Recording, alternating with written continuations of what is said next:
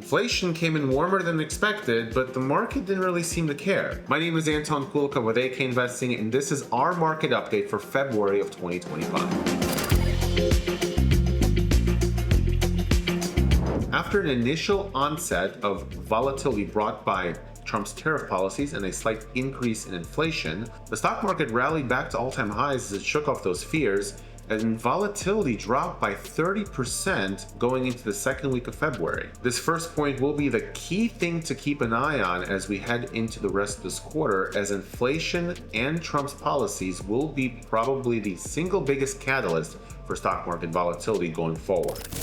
After topping 5% in the month of January, 30-year U.S. Treasury Yields dropped to under 4.7% going into the middle of February, suggesting that the market didn't really care that much about increasing inflation, and maybe suggesting that inflation won't really be the problem that people initially thought it would be.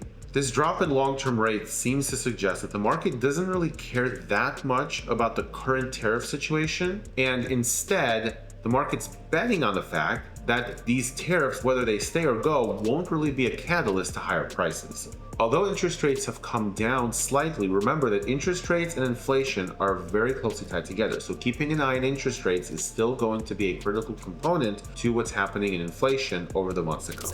Gold prices topped $2,900 an ounce, making this precious metal up 9% year to date, over doubling that performance of the S&P 500, which is only up 4% year to date.